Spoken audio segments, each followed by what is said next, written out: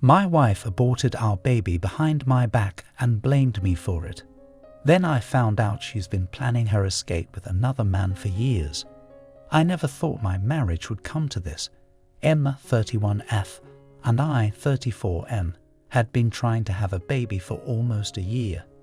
We'd gone through the ups and downs together, the excitement of a positive test, the heartbreak of a miscarriage, the strain of the fertility treatments. I thought we were on the same page, thought we were working towards the same dream.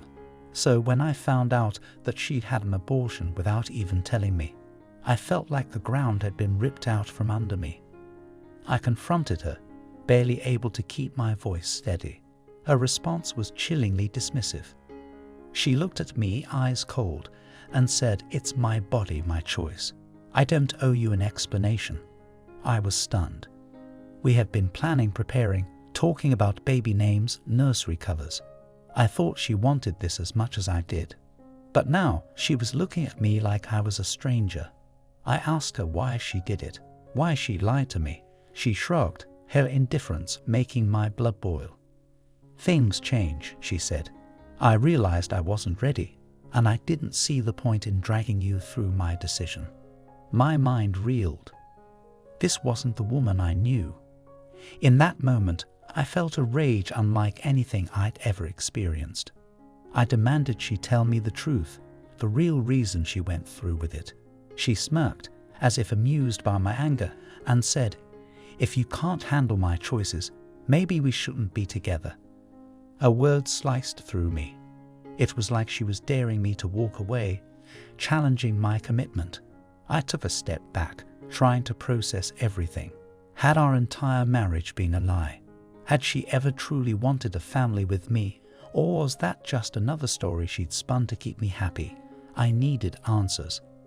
Desperation clawed at me, and I demanded she tell me the real reason she decided to end the pregnancy. She sighed, rolling her eyes, and muttered something under her breath. I barely caught it, but what I heard made my stomach turn. "I didn't want to be tied down," she whispered, almost to herself. Tied down. The life we'd been planning, the future we'd been working towards. Was that all just a burden to her? I pressed her further, but she clammed up, refusing to give me any more than vague excuses. I felt betrayed, humiliated, and completely lost. This wasn't the life I'd signed up for. Days turned into weeks, and the tension between us grew unbearable. I could barely stand to look at her, but I needed to know why she'd done it. I started digging, looking through her things, trying to find some clue, something that would make sense of this nightmare. Then I found it. A text on her phone from a number I didn't recognize. It was from a man named Alex, 35M. The message was casual but intimate, and it was clear they'd been talking for a while. My heart raced as I read through the messages, piecing together a reality I hadn't been prepared for. The more I read, the more everything started to make sense. Alex wasn't just some friend. He was someone she'd been seeing, someone she trusted more than me. My stomach turned as I read their exchanges, talking about meeting up, about their future. She told him about the pregnancy too. In one message, she confessed that she didn't want to be trapped with me, that she felt suffocated by the life we built together. It was clear she'd made her choice, and I wasn't part of it. I felt like a fool, realizing that while I'd been dreaming of a family, she'd been planning her escape. Confronting her was the last thing I wanted to do, but I couldn't ignore it any longer. I held up a phone, showing her the messages, my hands shaking with anger. She didn't even flinch. "So you've been snooping around?" she asked, crossing her arms. I demanded to know how long it had been going on, how long she'd been lying to me. She shrugged, saying it started a few months ago, that she needed someone who understood her. Her nonchalance cut deep. I'd poured my heart and soul into our marriage, and she'd thrown it all away for some guy she barely knew. I wanted to scream. She had the nerve to tell me that I'd driven her to this. "You were so obsessed with having a baby," she sneered. "I felt like I didn't matter anymore, like I was just a means to an end for you." I was dumbfounded. We both wanted this. She'd been the one pushing for it as much as I had. But now she was rewriting our history, turning it into something ugly and twisted. I couldn't believe the woman standing in front of me was the same person I'd fallen in love with. I wanted to know if she'd ever loved me at all, or if it had all been a lie. The more we argued, the more the truth came out. She admitted she'd never really wanted children, that she'd only agreed to it because she thought it would make me happy. I thought it would change things between us, she said, but it just made me resent you. Her words felt like poison, seeping into my veins. I realized I'd been living a lie, building my dreams on a foundation of deceit. I felt a sick sense of clarity, understanding now that she'd never truly been invested in our future. She'd been playing a role, pretending to want the same things, all while planning her escape. I couldn't stay in the same house with her. I packed a bag and left that night, crashing on a friend's couch. I felt like my whole life had been torn apart, like I'd been stripped of everything I thought I knew. I didn't know what to do next. Part of me wanted to disappear, to leave this mess behind and never look back. But I couldn't shake the need for answers. I started digging deeper, searching for anything that would help me make sense of the betrayal. That's when I discovered something even more disturbing. She lied about more than just the pregnancy. She'd been hiding things for years. It turned out she'd been seeing Alex for far longer than she'd admitted. They'd met 2 years ago at a work conference, and their relationship had blossomed from there. She'd hidden it well, carefully covering her tracks, but the evidence was there, buried in old emails and hidden folders on her computer. I found photos of them together, messages where she talked about her double life. She was proud of it even. She told him about how she felt exhilarated by the deception, how she enjoyed having a secret he didn't know about. My anger grew with every discovery, my heart hardening as the full extent of her betrayal became clear.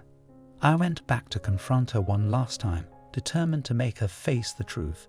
She barely reacted, brushing off my accusations like they were nothing. "Why can't you just let this go?" she asked, her voice dripping with annoyance.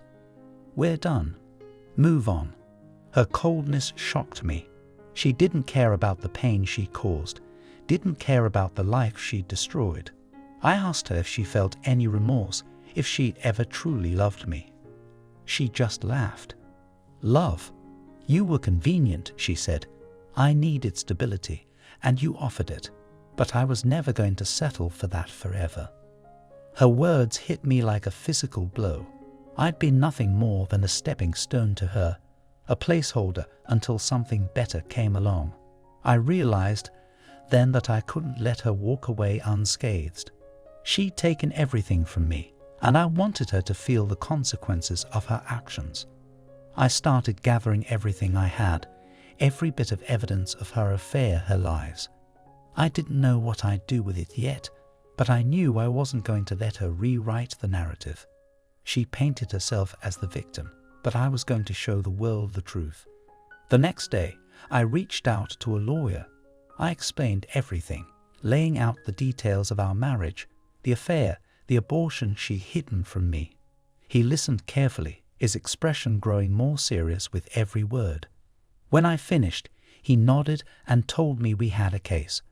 I filed for divorce, citing infidelity and emotional cruelty. I felt a sense of grim satisfaction, knowing she wouldn't walk away from this unscathed. I knew it wouldn't erase the pain, but it was a start. I wanted her to face the consequences of her betrayal, to see that she couldn't just ruin people's lives without repercussions. When she received the divorce papers, she was furious. She showed up at my friend's place, pounding on the door, screaming at me to come out and face her.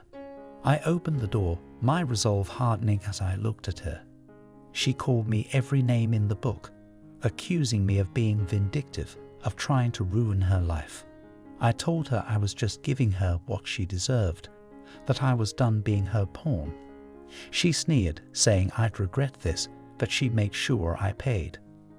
But I could see the fear in her eyes, the realization that she was finally losing control. It was satisfying. Over the next few weeks, she tried every trick in the book to sway me. She begged, pleaded, tried to seduce me, but I didn't budge. I could see through her manipulations now, saw them for what they were. She used me, lied to me, betrayed me, and now she was scrambling to maintain her facade. I refused to give her the satisfaction. I blocked her number, changed my locks, cut her out of my life completely. She tried reaching out through mutual friends, painting me as the villain, but I had the truth on my side. I shared my story, let them see the person she truly was. She retaliated by going to social media, spinning a web of lies about me. She claimed I'd been abusive, that I'd driven her to the affair, that I'd pressured her into a life she never wanted. At first, people believed her. I started getting hateful messages. Friends turned their backs on me. People I'd known for years suddenly treated me like a stranger. It was infuriating, watching her manipulate the narrative, twisting the truth to fit her needs. But I wasn't going to let her win. I released the evidence I had, the texts, the emails, the photos. I let the truth speak for itself. The backlash was immediate. People saw through her lies, saw the evidence of her deceit, and turned on her. She lost friends, family members distanced themselves, her reputation crumbled. She tried to play the victim, but it was too late. The truth was out, and there was no going back. I watched as her carefully constructed life fell apart, piece by piece. It didn't erase the pain she caused me, didn't make up for the betrayal, but it was something. I felt a sense of justice, knowing she was finally facing the consequences of her actions. She'd tried to destroy me, but in the end, she'd only destroyed herself. She began showing up at my work, causing scenes, trying to force me into a confrontation. She was desperate, unhinged, and I realized she was truly losing control. I had to get a restraining order, and even that didn't stop her. She would call me late at night, leaving voicemails full of anger and regret, swinging wildly between begging for forgiveness and cursing my name. I felt a strange sense of satisfaction, knowing she was suffering. I wanted her to feel the pain she'd inflicted on me, to understand what it was like to have everything ripped away. I didn't feel pity. I felt vindicated. One night, I received a call from an unknown number. It was Alex, her affair partner. He sounded defeated, almost broken, and he told me he'd ended things with her. He said he had no idea the extent of her lies, that she'd hidden so much from him too. He apologized, saying he'd been blinded by her charm, by the excitement of the affair. He told me he'd left her, that he couldn't handle the chaos she'd brought into his life. I felt a hollow satisfaction, knowing she was finally alone, that the person she'd thrown everything away for had abandoned her. She was reaping what she'd sown. With Alex gone, she seemed to spiral further.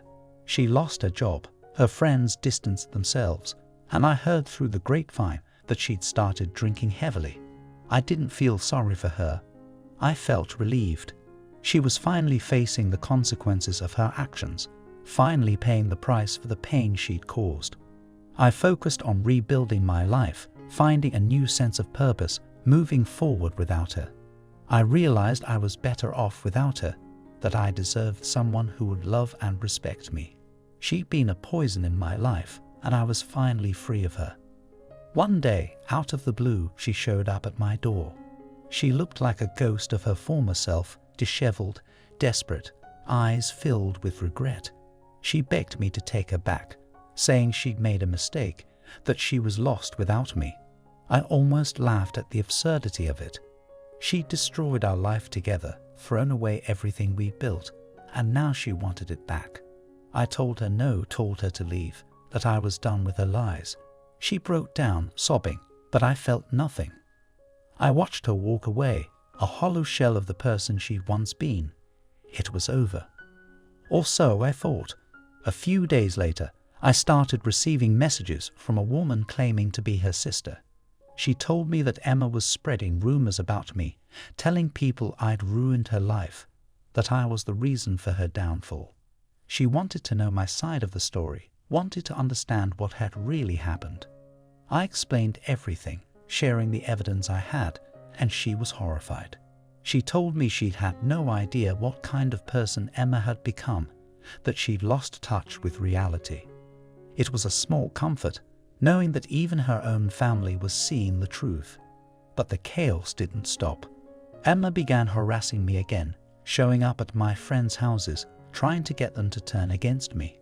She was relentless, like a shadow I couldn't escape. I felt trapped, constantly looking over my shoulder, wondering when she'd strike next. I started to wonder if she'd ever let me move on, if she'd ever leave me in peace.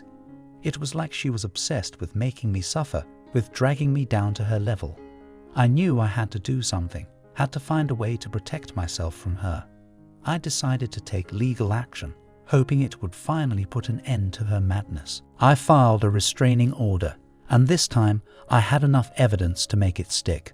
The court granted it, ordering her to stay away from me, from my friends, from my workplace. I thought it would finally bring me some peace, but it didn't stop her. She found ways to circumvent the order, leaving anonymous messages, sending hateful emails from untraceable accounts. I felt like I was living in a nightmare, trapped in a never-ending cycle of her rage. I didn't know how to break free, didn't know if I'd ever truly escape her grasp. She was determined to make my life a living hell.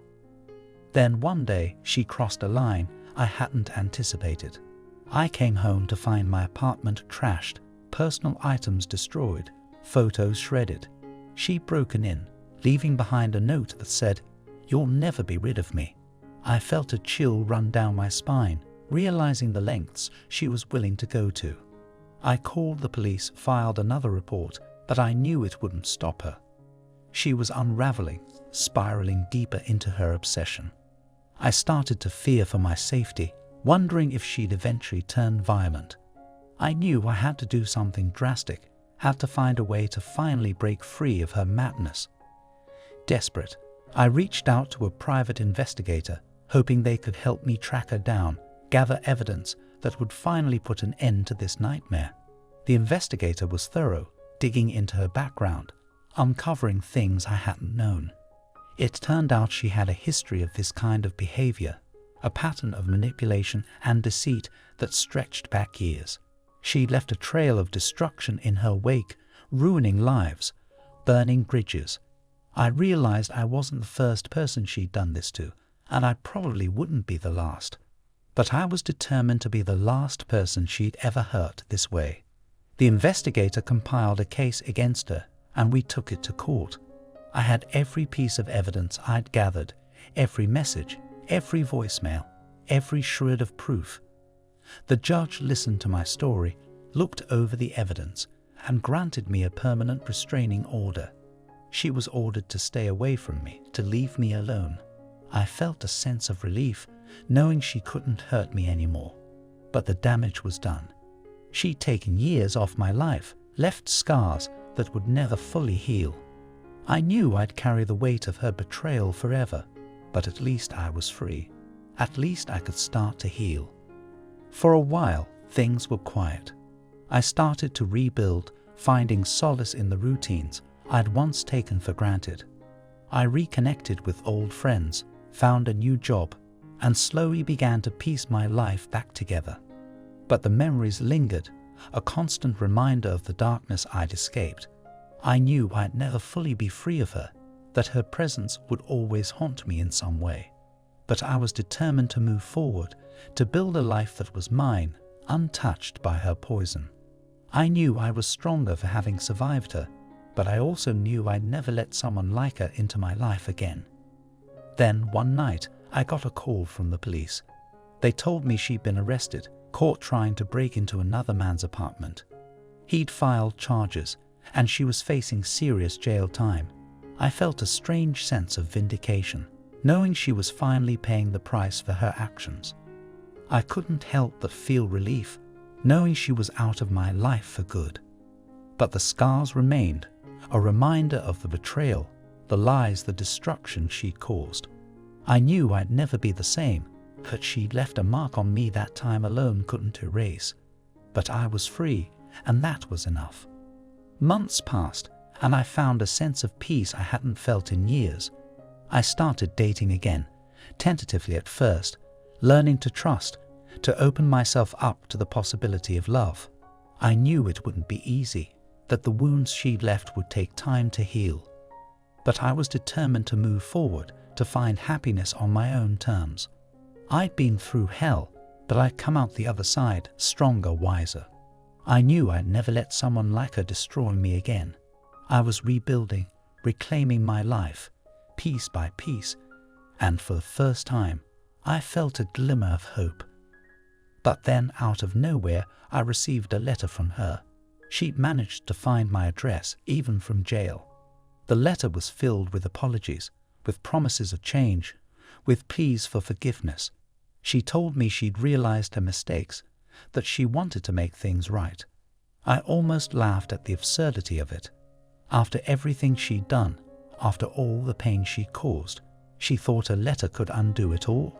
I tore it up without reading the rest, refusing to let her words seep back into my mind. I was done with her lies, her manipulations. I was finally free, and I wasn't going back. The weeks turned into months, and her memory began to fade. I started focusing on the things that mattered, the people who'd stood by me, the new life I was building. I found joy in simple things, in moments of peace I'd once taken for granted. I realized I didn't need her to define me, didn't need her betrayal to shape my future. I was moving forward, one step at a time, finding strength in the freedom I'd fought so hard to reclaim. She was a ghost now, a shadow in my past, and I was finally ready to let go, to leave her behind where she belonged. Then one day, I heard a rumor. She'd been released from jail, out on probation, back in the city. I felt a pang of unease, wondering if she'd try to reach out, if she'd come back to haunt me again. But I knew I couldn't live in fear. I'd taken precautions, put measures in place to protect myself, and I was ready to face whatever came next. I was stronger now, wiser, hardened by the experiences she put me through. I knew I'd never let her control me again, never let her poison my life. I was free, and I was determined to stay that way. A few weeks later, I received another letter. This time, it was from a lawyer informing me that she was suing me for defamation, claiming that my actions have ruined her life. I felt a surge of anger, disbelief that she was still trying to manipulate me, still trying to drag me back into her chaos. But I wasn't going to let her win. I gathered my evidence, prepared to fight back, determined to protect myself from her lies. I knew I'd have to face her in court again, knew it would be painful, but I was ready. I'd come too far to let her destroy me now. The court date arrived, and there she was, standing across from me, a shadow of the person I'd once known.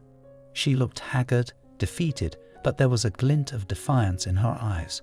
She spun her web of lies, painting herself as the victim, claiming I'd driven her to her actions. But I had the truth on my side, the evidence of her betrayal, her deception. The judge listened, weighed the evidence, and in the end, ruled in my favor. Her case was dismissed, and she was ordered to pay court costs. I felt a surge of relief, knowing she'd finally been silenced, her lies exposed for what they were. As I walked out of the courtroom, I felt a sense of closure I hadn't known I needed. She was a chapter in my past, a dark stain on my life, but I was finally free. I knew I'd never see her again, knew she'd finally lost the power she'd once held over me. I was ready to move on, to leave her behind for good. I'd survived her lies, her betrayal, her madness, and I'd come out the other side stronger, wiser. She was a ghost now, a distant memory, and I was finally ready to close that chapter of my life for good. Months later, I received news that she'd moved away, starting fresh in another state. I felt a sense of relief, knowing she was gone, knowing I could finally live without the fear of her lurking in the shadows. I took a deep breath, feeling the weight lift from my shoulders. I was free, truly free, for the first time in years. I knew I'd carry the scars she left behind, but they were a part of me now, a reminder of what I'd survived. I was stronger for it, more resilient, and I knew I'd never let anyone like her into my life again. With her gone, I began to rebuild in earnest. I found love again, someone who respected me, who cherished me for who I was. I knew I'd never fully forget what she'd done, but I was moving forward, creating a new life that was mine alone. I'd been through hell, but I'd come out the other side, scared but unbroken. She was a ghost in my past, a lesson I'd learned, and I was finally ready to leave her behind. I looked forward to the future, knowing I was stronger, wiser, and ready for whatever life had to offer. As I closed the door on that chapter of my life, I felt a sense of peace I hadn't known in years. She was gone, their shadow finally lifted, and I was free to live on my own terms. I'd survived her lies, her betrayal, her madness, and I'd emerged stronger, wiser, more resilient. She was a ghost now, a memory I was ready to let go of. I was free, and I was determined to make the most of the life I had left. She was a chapter in my past, but my future was mine to write, and I knew I'd never look back.